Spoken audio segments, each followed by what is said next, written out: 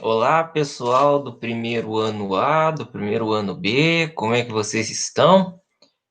Bom, a gente vai continuar a nossa matéria pelas civilizações antigas do Oriente, do chamado do Oriente Médio e da área do chamado Crescente Fértil. Já falamos da Mesopotâmia, já falamos do Egito e agora nós vamos talvez para a civilização mais, digamos assim, familiar para nós do Ocidente, os hebreus. Olhe o mapa. Esse mapa aqui, gente, é a época, mostra muito bem a geografia dessa região. Algumas cidades vão ser importantes na nossa trajetória. Eu estou com a Bíblia aqui no meu colo, porque essa matéria ela tem muito a ver com a Bíblia Sagrada. Primeiro, nós podemos dizer que a história do povo hebreu começa aqui, Ur. Ur era uma grande cidade da área onde hoje é a Mesopotâmia, né? Onde a Mesopotâmia era a Suméria. E daqui saiu o primeiro patriarca hebreu, Abrão, que depois virou Abraão. E por que ele fez isso?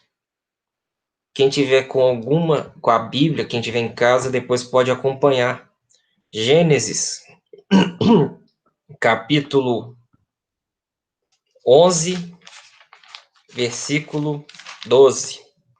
Vocação de Abraão. O Senhor disse a Abrão: sai de tua terra, de tua parentela, da casa de teu pai, e vai para a terra que te mostrarei. Farei de ti um grande povo e te abençoarei, engrandecendo o teu nome, de modo que se torne uma bênção. Abençoarei os que te abençoarem, e amaldiçoarei os que te amaldiçoarem. Com teu nome serão abençoadas todas as famílias da terra.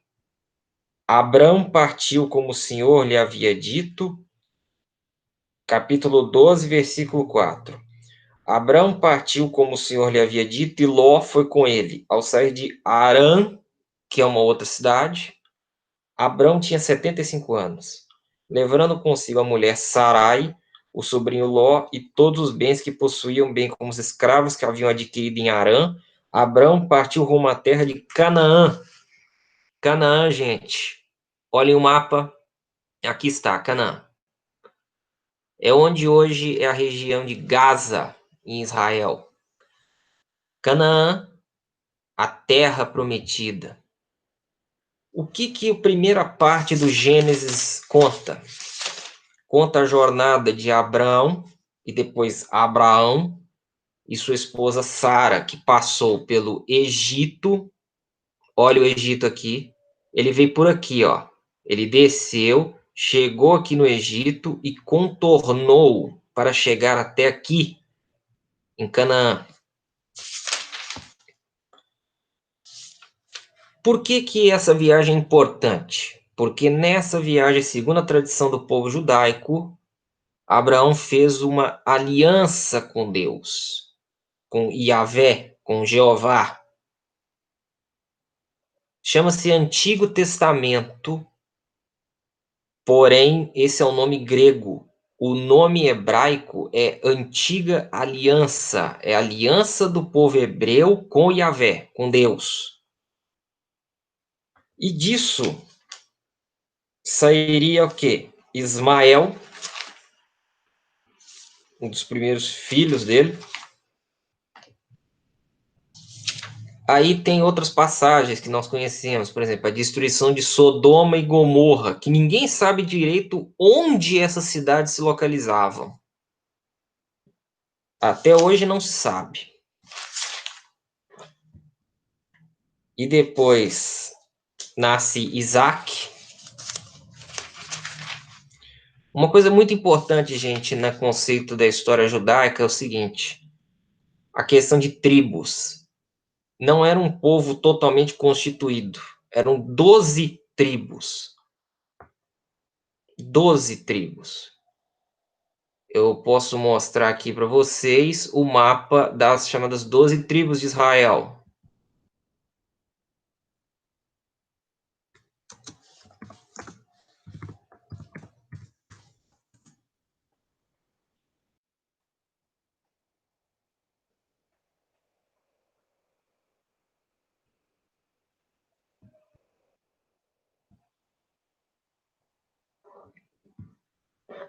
Aqui está, gente, as 12 tribos de Israel.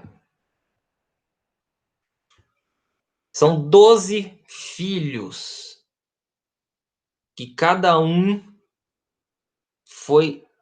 se encarregou de conduzir uma tribo para.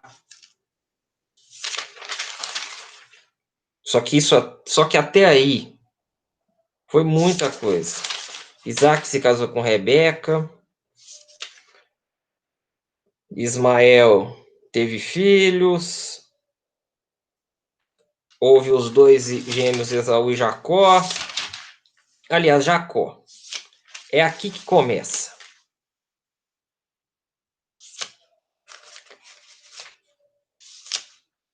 Jacó, as chamadas tribos de Israel.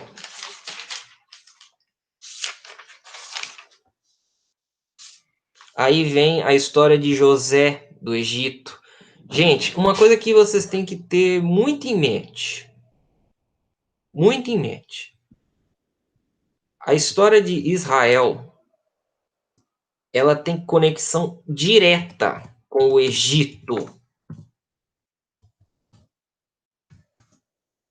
Até hoje. Esse é o mapa do Êxodo, gente. Porque estamos ainda em Gênesis. Israel é o pai de José.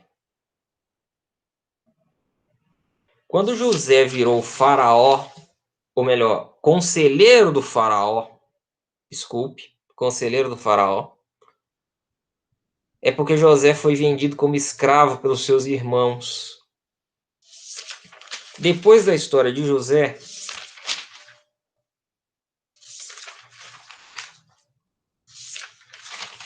nós temos o Êxodo, que talvez é a parte mais importante que eu falei. Uma coisa, eu pulei Adão e Eva, eu pulei Noé, porque isso não tem muita importância para nós, ok? Noé tem a questão da origem, né, dos homens pelo mundo e tal, mas nós estamos falando de um povo específico, povo hebreu. Êxodo, talvez o capítulo que mais é significativo para a história do povo hebreu. A saída dos judeus do Egito, liderados por quem? Moisés. Como está aqui, ó, Êxodo, capítulo 1, versículo 1. Estes são os nomes dos filhos de Israel que vieram com Jacó para o Egito, cada um com sua família, Ruben, Simeão, Levi e Judá. Guarde esses dois últimos nomes, Levi e Judá. Issacar, Sabulon e Benjamim. Dan e Neftali, Gad e Asser. Os descendentes diretos de Jacó eram 70 ao todo. José já estava no Egito. Capítulo 1, versículo 8. Opressão dos israelitas. Surgiu um novo rei no Egito que não tinha conhecido José e disse ao povo: olhai como a população israelita está se tornando mais numerosa e mais forte do que nós. Vamos tomar precauções para impedir que continue crescendo e, em caso de guerra, se unam também esses nossos inimigos e acabem saindo do país. Versículo 11. Estabeleceram, assim, capatazes para que os oprimissem com trabalhos forçados na construção das cidades entrepostas do faraó, Pitom e Ramsés.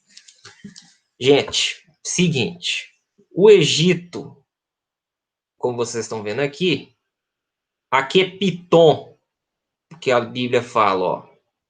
Essa cidade aqui, ó. Tem-se dúvida se não seria Pi-Ramsés, mas é algo muito ainda incerto. O que se sabe é, os egípcios estavam cansados, eles não viam bons olhos os estrangeiros por causa disso aqui, ó. Os Ixos. Esse povo invadiu o Egito e governou durante vários anos. Então, os egípcios não viam muito com bons olhos povos estrangeiros, ainda mais povos semíticos, e os Ixos eram semíticos. Voltando à rota do Êxodo, pode-se dizer que o Êxodo ele tem um significado tanto simbólico quanto histórico, porque se você conhece a história de Moisés, Moisés viveu no Egito, depois saiu do Egito porque matou um capataz que estava agredindo um hebreu, ficou vários anos fora, até que recebeu um sinal de Deus, uma árvore, uma sarça ardente que não parava de queimar. E aí ele voltou e exigiu a libertação de seu povo. E o que aconteceu? As chamadas 10 pragas. Só a título de curiosidade, gente, as 10 pragas, muita gente começa a pesquisar por que elas poderiam ter ocorrido. Alguns cientistas aventam que foi um fenômeno biológico que aconteceu naquela época. Só que, como eu disse, a história hebraica ela tem uma questão tanto histórica quanto simbólica. O que interessa para a Bíblia é dizer não só como aconteceu determinada coisa, mas o significado que aquilo teve. Depois que Moisés tirou seu povo do Egito, e até hoje não se sabe direito quem era o faraó na época, porque, segundo o costume da época, você não falava o nome do seu inimigo. Os judeus não falavam os nomes dos inimigos, eles não registravam os nomes dos inimigos. Não eram só os egípcios, não eram só os hebreus, os egípcios faziam isso também. Muitas vezes, quando um faraó não gostava do outro, ele mandava fazer isso aqui, ó.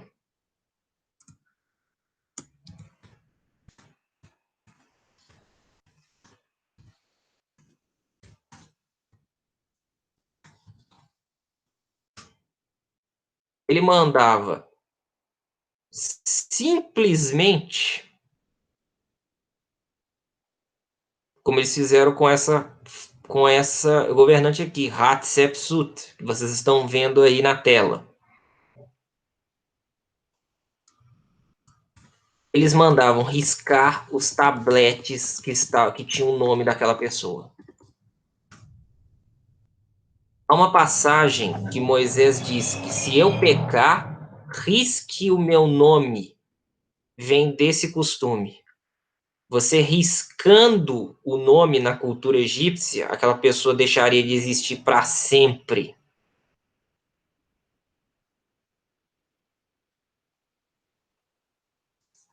Como Moisés viveu muito tempo no Egito, é muito provável que ele tenha elementos da cultura egípcia na sua escrita. Depois de Moisés, que nós chegamos na chegada da Terra Prometida, nós chegamos, né, os 10 mandamentos. Vocês sabem quais são os 10 mandamentos? E, na verdade, é uma espécie de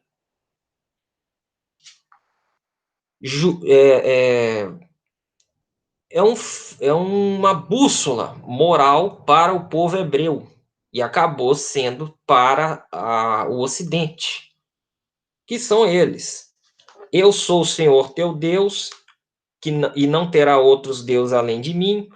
Não fará para ti ídolos, nem figura alguma que existe em cima, nos céus, nem embaixo, na terra, nem o que existe nas águas abaixo da terra.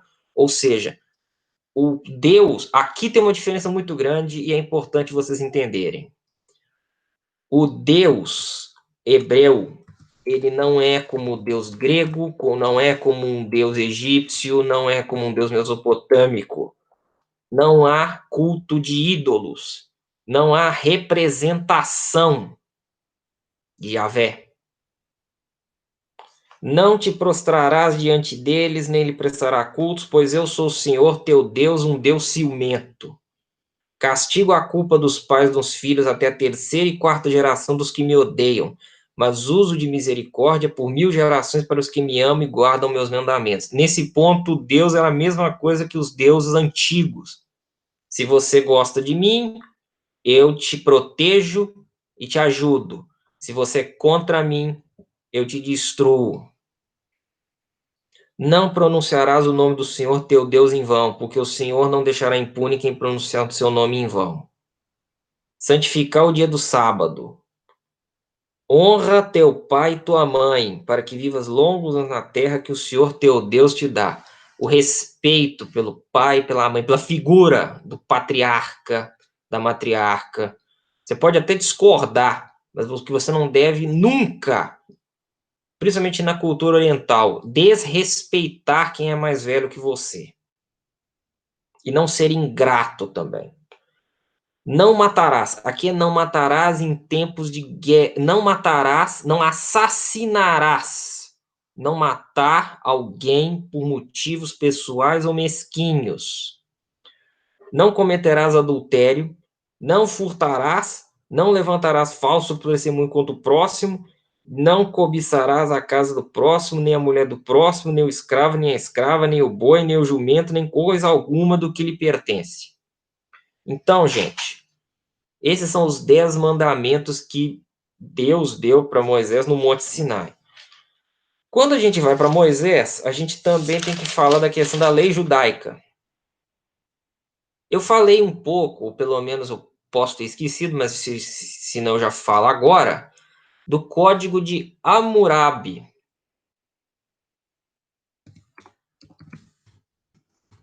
que é o Código de Leis da Mesopotâmia.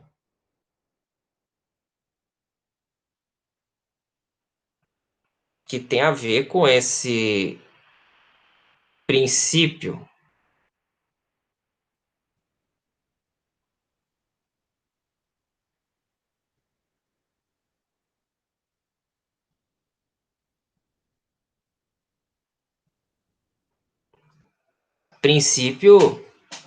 de leis. E o que acontece?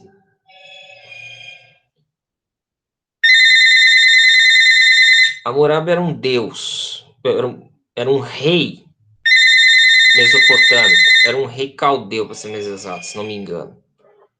Ele que fez o primeiro código de leis escritas que nós conhecemos.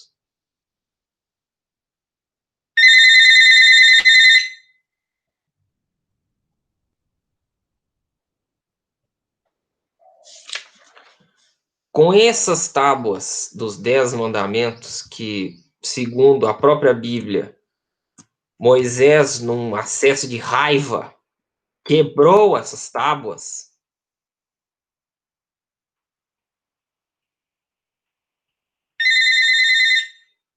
O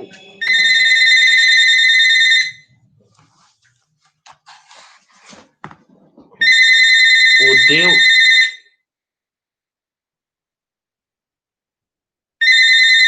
num acesso de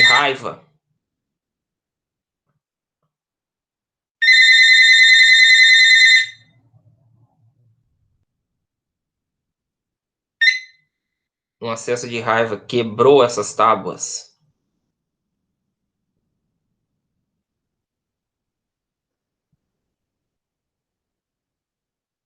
Depois dos 10 mandamentos, o que nós temos? Josué e Jericó. Josué conquistou a cidade de Jericó, que segundo consta muita gente que era uma fortificação militar. E o povo hebreu passou a passar, né, passou a abrir caminho,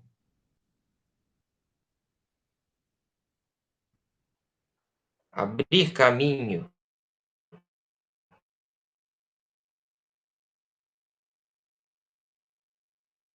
Observem bem o mapa, gente. Aqui tem Jerusalém, Siquém e Jericó por aqui, ó. As coisas que vocês podem ver na Bíblia, vocês podem ver em vários lugares.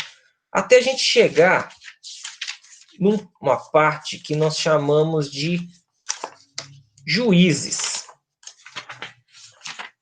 Depois da conquista, Juízes. Quem que eram esses juízes? Não eram apenas só juízes no sentido que nós conhecemos. Juízes, gente, era no sentido, vou mostrar para vocês o seguinte.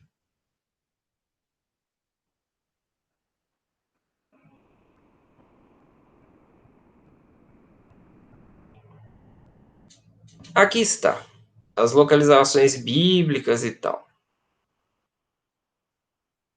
Os juízes de Israel, eles eram também líderes militares muito respeitados. Quem foram eles?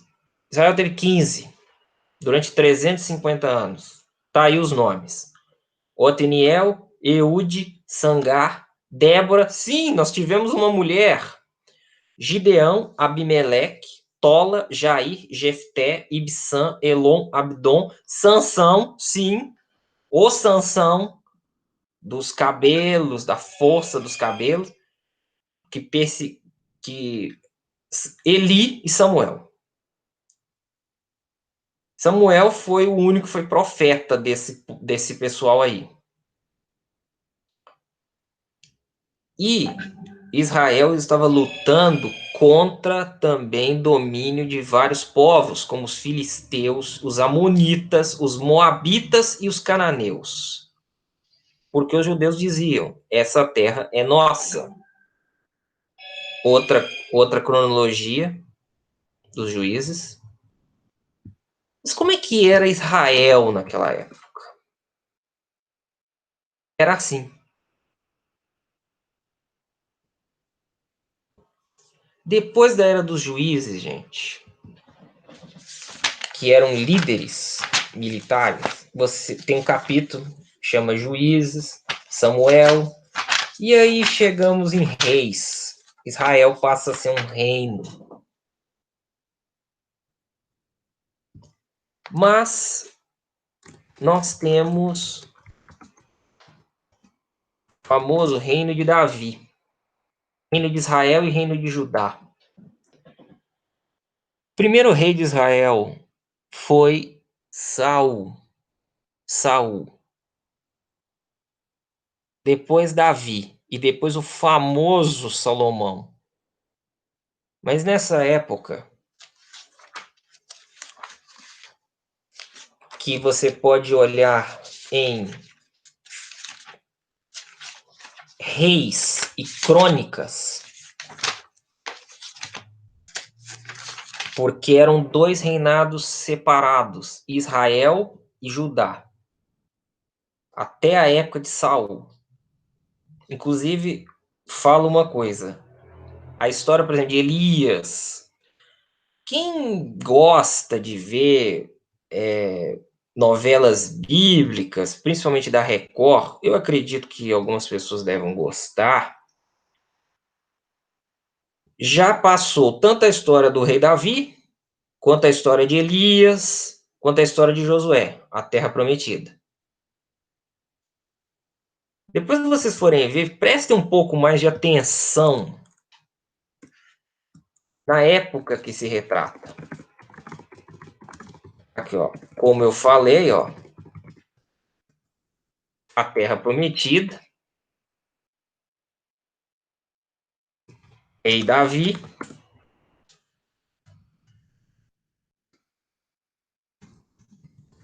a época, a novela Jezebel, que é da época de Elias. Enfim, é essa época que eu estou falando. Mas qual que é a diferença de Davi? Davi, depois que aconteceu o conflito com Golias, que ele matou aquele gigante filisteu, passou a se chamar o Reino Unido de Davi, que foi isso. Israel passou a ser governado por uma pessoa só, Davi, e depois por Salomão, o chamado Rei Sábio, o rei mais sábio, mais rico que Israel teve.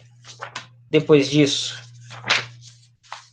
aconteceu, e você pode ver, por exemplo, no fim de Crônicas, que já é o fim do reinado unido, e passou-se a ter vários outros reis, principalmente de Judá, depois de Salomão, como alguns, como vocês podem olhar na Bíblia mesmo, em Crônicas, Joboão, Josias, Joacás, Sedecias, e depois a invasão dos persas por Ciro. É aqui que eu vou falar, gente. É aqui que nós temos muita relação com outros povos. Ciro Grande, imperador da Pérsia.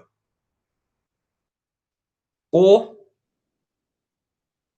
rei que invadiu a Babilônia e tirou os judeus de lá.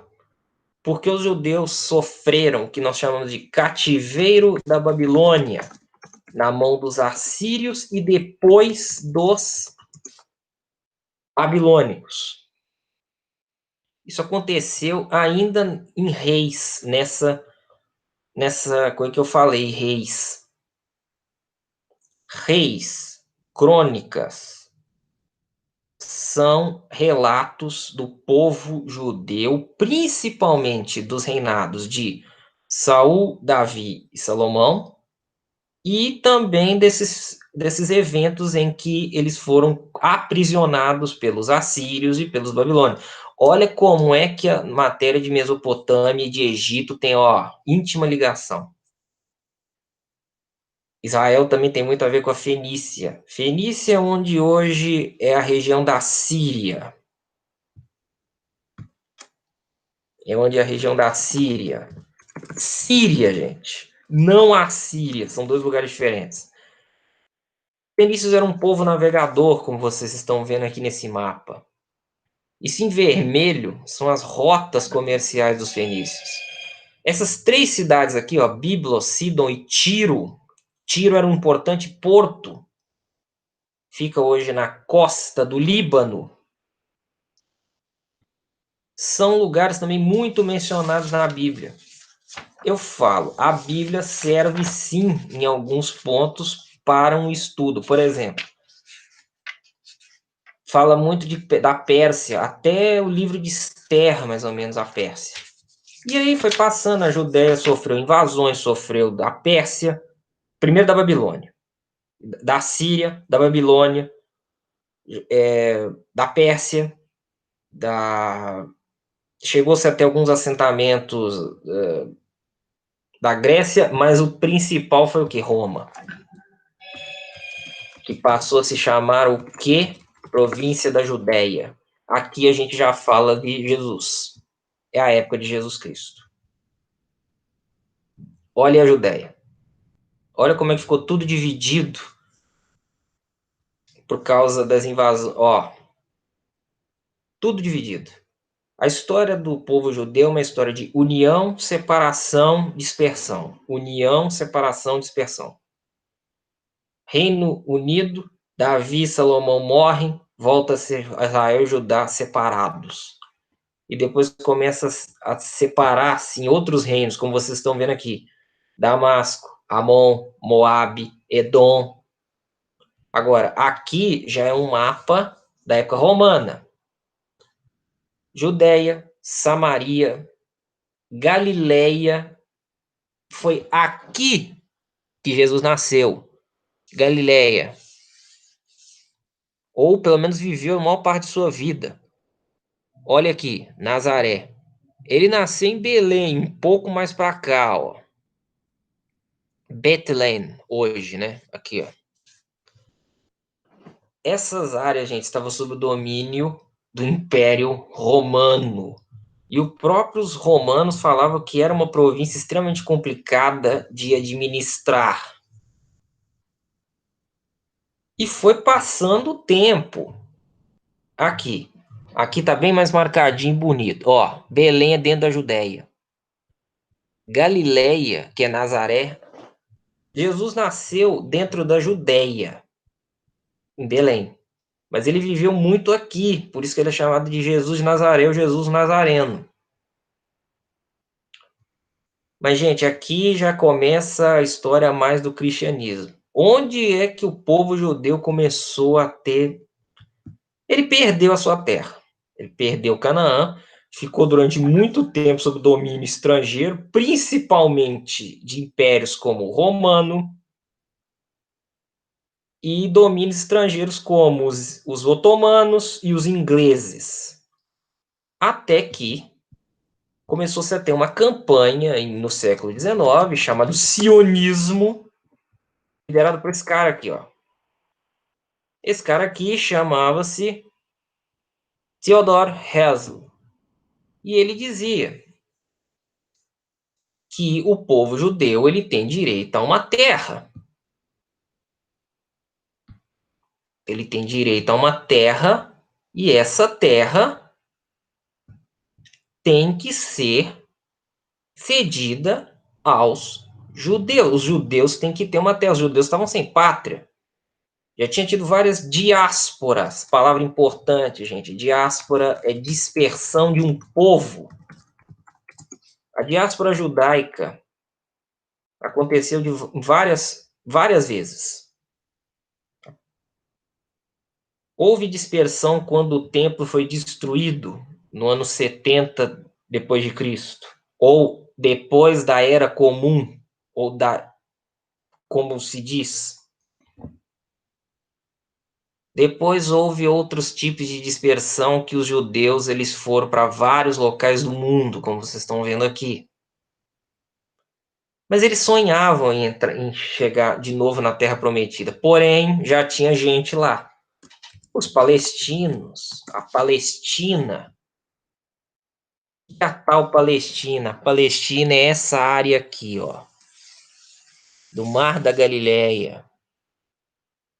Isso aqui, na esquerda, como vocês estão vendo, é o mapa da época do rei Davi, que eu falei com vocês, o Reino Unido. E aqui é a divisão que foi feita pela ONU em 1947. Propuseram o Estado judeu, tudo aqui, o Estado árabe, esta área de Jerusalém e Belém, e o Distrito de Jerusalém de não ser nenhum dos dois. Claro que nenhum dos dois aceitava. É uma cidade importante, tanto para judeus, quanto para cristãos, quanto para muçulmanos. Não iam aceitar isso de bom grado. E o que aconteceu? Mesmo assim, a Inglaterra intermediou as negociações e Israel passou a ter essa área.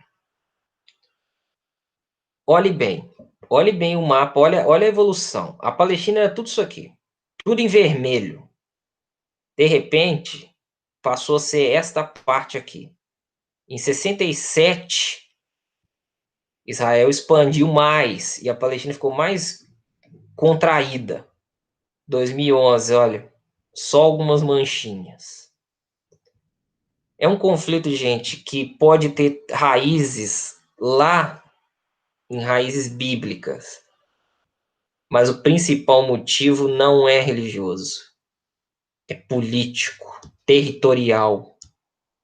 O povo palestino acha que ele tem o direito de viver naquela terra, e os judeus idem.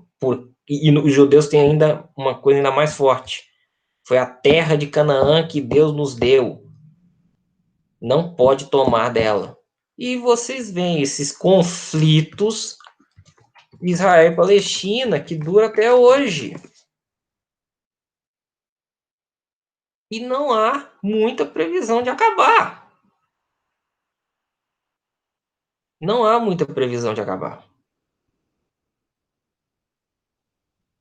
Gente, eu sei, é um assunto que demanda muito de várias frentes. Só para vocês terem uma ideia,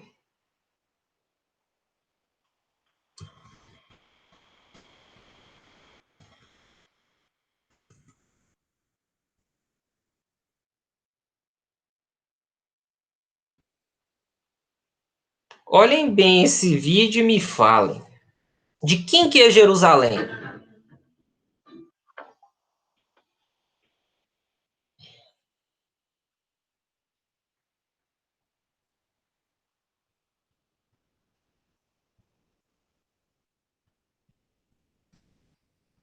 Quem é a cidade de Jerusalém? No último dia 6 de dezembro, o presidente dos Estados Unidos, Donald Trump, declarou que seu país reconhece a cidade de Jerusalém como capital de Israel. Isso gerou elogios, críticas, polêmicas e repercussões internacionais, incluindo episódios de violência que deixaram até pessoas mortas. Você certamente viu no noticiário e hoje vai entender tudo isso. Em 1995, o Congresso dos Estados Unidos passou uma lei determinando que o país deveria reconhecer Jerusalém como capital de Israel e transferir sua embaixada de Tel Aviv, a maior cidade de Israel e onde estão as embaixadas estrangeiras, para Jerusalém. Essa lei, aprovada com ampla maioria, também afirma que a cidade de Jerusalém é indivisível, uma palavra importante nesse assunto. No texto da própria lei, foi colocada uma possibilidade de que o presidente dos Estados Unidos poderia adiar a cada 6 meses a sua implementação. Alegando questões de segurança, os 3 presidentes anteriores dos Estados Unidos, 2 vezes por ano, adiavam a execução da lei. Perto do prazo se esgotar para o seu segundo adiamento, Trump, autorizado pela lei, decidiu reconhecer a cidade de Jerusalém como capital de Israel. A disputa sobre a cidade possui vários aspectos. Um deles é o religioso. Jerusalém é uma cidade sagrada para as 3 principais religiões abraâmicas. Para os judeus, Jerusalém foi capital do reino de Davi e onde Salomão construiu o templo que guardava a Arca da Aliança. O templo foi destruído pelos romanos no ano 70, após a revolta dos judeus contra o domínio de Roma. Um dos seus muros manteve-se de pé e hoje é o lugar mais sagrado do judaísmo, o Muro Ocidental, também chamado de Muro das Lamentações. No cristianismo, Jerusalém, além de incorporar a tradição judaica, é o local onde Jesus Cristo foi levado ao templo, onde realizou milagres e passagens importantes dos textos sagrados. Principalmente, é onde Jesus foi traído e preso no Getsemane, julgado, crucificado após passar pela Via Crucis, sepultado e onde ressuscitou. É em Jerusalém que fica a Igreja do Santo Sepulcro, construída no período bizantino, no lugar onde acreditavam que Jesus foi crucificado e sepultado. É um lugar de grande importância para muitas igrejas cristãs e a conservação do lugar é partilhada entre várias denominações. Jerusalém também é sagrada no Islã, que incorpora os eventos da vida de Jesus Cristo, chamado de Isa, e o profeta mais citado no Corão. Maomé, após a conquista e conversão das cidades de Meca e Medina, peregrinou até Jerusalém, chamada em árabe de Al-Quds. No início do Islã, era na direção de Jerusalém que as orações eram feitas. Na cidade, Maomé orou e ascendeu aos céus, onde encontrou-se com os profetas, como Abraão, Moisés e Jesus. Isso teria ocorrido no mesmo lugar onde estava o Templo da Arca da Aliança, um lugar sagrado que, por isso, teve construído uma mesquita. Ou seja, há 1000 anos existe uma mesquita no lugar considerado mais sagrado para o judaísmo, que é chamado de Monte do Templo pelos judeus e de Esplanada das Mesquitas pelos muçulmanos. E, para a tradição das 3 religiões, Jerusalém é o centro do mundo, onde Deus iniciou sua obra pela rocha da fundação, o lugar onde Abraão iria sacrificar seu filho e onde hoje está o Domo da Rocha, um templo muçulmano de arquitetura bizantina. Tudo isso é referenciado no filme Cruzada, de Ridley Scott, em um discurso do Legolas. Também existe uma disputa jurídica sobre Jerusalém.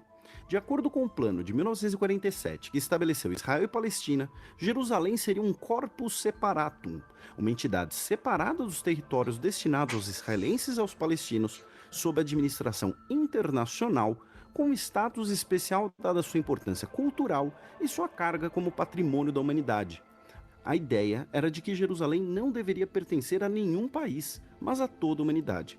Na prática, entretanto, esse plano nunca entrou em vigor. Logo após a fundação de Israel, em 1948, o novo país foi atacado pelos vizinhos árabes, que tentavam evitar a sua consolidação. Após a Guerra de Independência e seu armistício, as áreas de Jerusalém controladas por tropas israelenses continuaram sob o poder de Israel, e as outras áreas foram integradas à Jordânia. Jerusalém agora estava dividida entre ocidental, controlada por Israel, e oriental, controlada pela Jordânia. Após a Guerra dos Seis Dias, em 1967, Israel ocupou e controlou toda Jerusalém. A maioria dos países, incluindo o Brasil e a Santa Sé, entretanto, ainda segue o acordado em 1947, de que Jerusalém é território internacional, sem um país específico como dono. Ou seja, a divisão de Jerusalém entre ocidental e oriental é extremamente recente. Esse é outro problema quando se discute Jerusalém.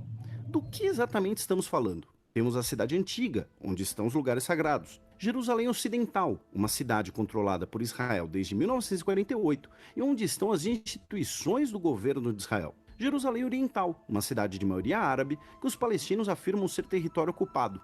E o conjunto dessas três cidades, Jerusalém. Por isso dissemos que a palavra indivisível é importante. Para o governo de Israel, Jerusalém é una e indivisível. Ou seja, ela não poderia ser dividida ou o nome Jerusalém batizar mais de uma cidade. Só existe uma, que compreende toda a região, e ela seria a capital de Israel por ser o centro histórico do povo hebreu e a antiga capital do reino judeu. Politicamente, nas últimas décadas, Jerusalém foi um assunto delicado nas negociações entre israelenses e palestinos, ambos reivindicando a cidade, ou parte dela, para si. Surgiu a proposta de que Jerusalém tem um regime especial não internacional, mas binacional. A cidade seria a capital tanto de Israel, em sua parte ocidental, quanto do Estado da Palestina, em sua parte oriental. O governo russo, por exemplo, declarou que reconhece Jerusalém Ocidental como capital de Israel, desde que o governo israelense reconheça Jerusalém Oriental como capital da Palestina. No dia 13 de dezembro, como reação ao governo dos Estados Unidos, líderes de 57 países muçulmanos declararam Jerusalém Oriental como a capital ocupada do Estado da Palestina. A disputa sobre Jerusalém fica clara nas terminologias usadas em discursos e documentos. Todo lugar de Jerusalém da região possui mais de um nome, habitualmente um hebraico e um árabe. Mesmo assim, em relação aos lugares sagrados, na maioria do tempo, o que tivemos foi convivência pacífica. A cidade antiga é gerida pelo chamado status quo, um conjunto de instituições políticas dos governos de Israel e Jordânia e instituições religiosas, que garante liberdade de culto e integridade física dos lugares sagrados. Ainda assim, questões religiosas influenciam posturas e decisões sobre Jerusalém, especialmente em relação ao fim do mundo. A posse de Jerusalém pelo povo judeu seria, em algumas visões do judaísmo, um dos eventos que antecedem a construção do terceiro templo, a vinda do Messias e o fim dos tempos, com o triunfo do povo de Israel. Em algumas perspectivas cristãs, todos os judeus devem ir a Jerusalém para que Jesus possa retornar. Já para alguns muçulmanos, a posse de uma cidade que foi islâmica por outro povo é algo que não pode ser aceito. Por esses motivos e outros, que a questão de Jerusalém é discutida nos últimos 70 anos, ainda longe de tornar-se um assunto tranquilo. Como sempre, fontes e referências estão na descrição do vídeo, especialmente um tema complexo como esse. E aí, pessoal, aqui é o Felipe. Bom, vocês viram como é que é complicado o assunto. Então, assim, gente, é bastante complicado mesmo. Eu espero que vocês tenham gostado. E eu vou encerrando por aqui. Qualquer dúvida, vocês me chamem, que eu atendo com o maior prazer. Tá legal? Tá legal, gente? Então, até outra aula.